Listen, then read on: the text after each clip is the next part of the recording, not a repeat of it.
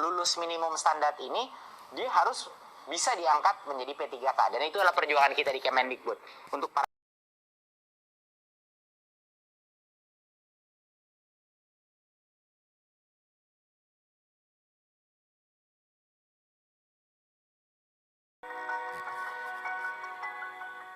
video tadi itu menunjukkan tentang peran guru, kira-kira seperti itu Mas Nadiem. Nah, apa program pemerintah Kemendikbud untuk para guru, baik secara kuantitatif misalnya rekrutmen, tadi guru penggerak, tetapi juga secara kualitatif, apakah kepangkatan, kesejahteraan, kemudian juga kompetensinya ditingkatkan. Silakan Mas.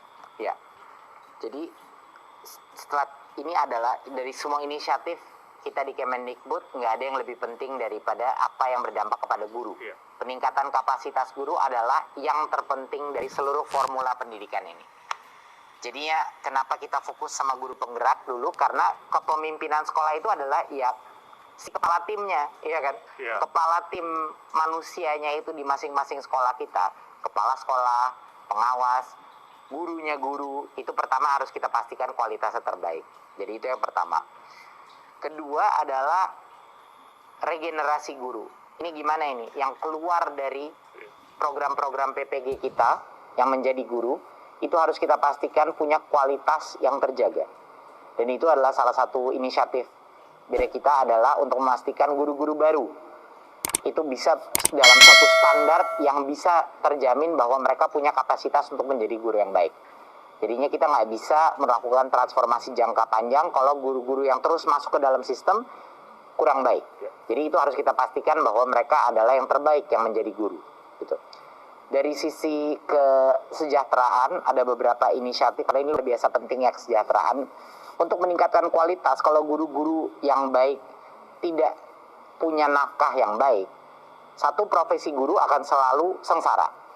Kedua adalah mental atau ketangguhan para guru-guru kita dalam mengajar anak-anak akan terdampak dengan kesulitan ekonomi. Mau guru sehebat apapun, kalau mereka sulit mencari nafkah, ini akan menjadi penurunan kualitas pembelajaran di sekolah-sekolah kita. Jadi kita melakukan beberapa hal. Yang pertama kita lakukan untuk pertama kalinya dana BOS, itu kita relaksasi. Kita memberikan diskresi kepada kepala sekolah untuk menentukan kalau mau digunakan untuk bayar honor, guru honorer, tergantung diskresinya kepala sekolah mana yang performanya baik, silahkan. Itu bisa digunakan. Di masa pandemi kita lakukan itu, dan kita akan evaluasi pada setelah pandemi apa yang akan terjadi. Tapi itu merupakan satu inisiatif kesejahteraan kita yang salah satu yang terpenting.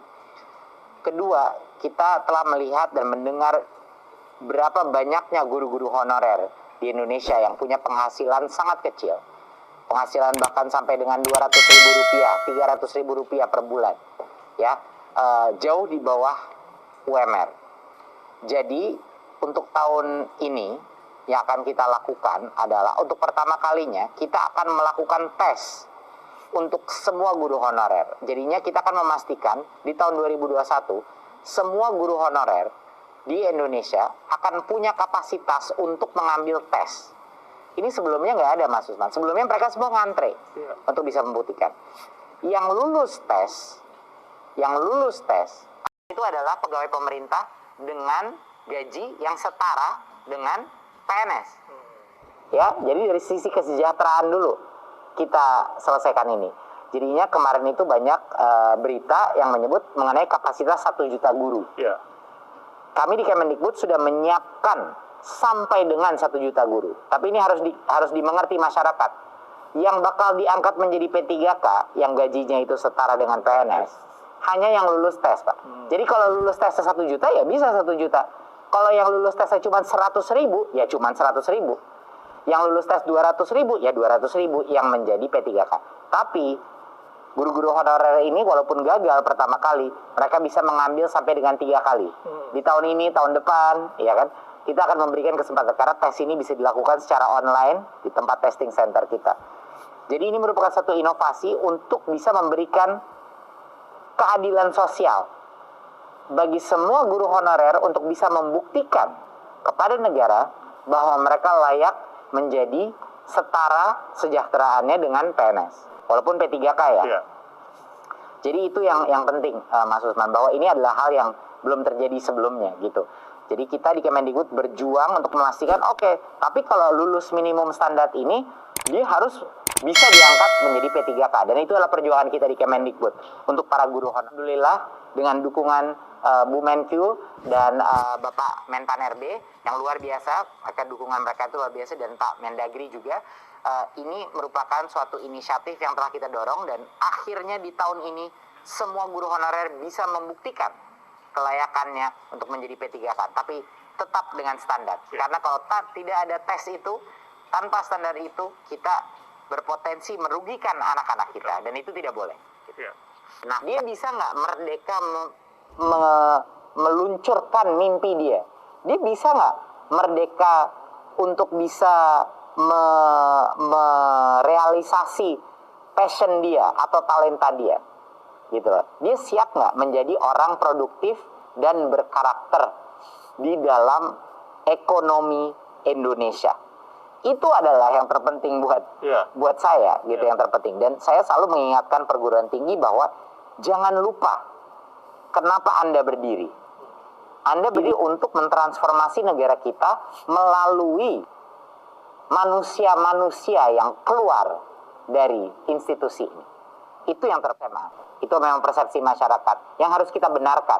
Dan itu tanggung jawabnya pemerintah, baik daerah maupun pusat, untuk memastikan, untuk merubah persepsi ini, gitu. Dengan meningkatkan kualitas SMK kita dan juga politeknik kita. Ya. Itu satu tantangan yang kita hadapi. Tantangan kedua adalah yang kita hadapi adalah SMK sendiri, di mana mereka sangat membutuhkan partisipasi industri. Skala mereka itu sangat kecil untuk bisa menarik partisipasi industri. Jadinya susah gitu dan kita punya banyak sekali SMK, ada 14.000 di Indonesia SMK. Jadinya untuk bisa memitrakan mereka, menjodohkan mereka dengan industri bukan suatu hal yang mudah karena skala mereka kecil. Jadi kita ada beberapa intervensi yang kita lakukan. Yang pertama adalah untuk menemukan model SMK pusat keunggulan, di mana kita akan memastikan bahwa SMK seperti apa sih yang menjadi panutan. Itu adalah SMK yang kurikulumnya, pengajarnya, dan juga kemitraannya itu semuanya mulai dan berakhir di industri. Jadi strategi kita seperti apa? Yang pertama adalah, satu, kita harus pastikan kurikulum SMK lebih fleksibel.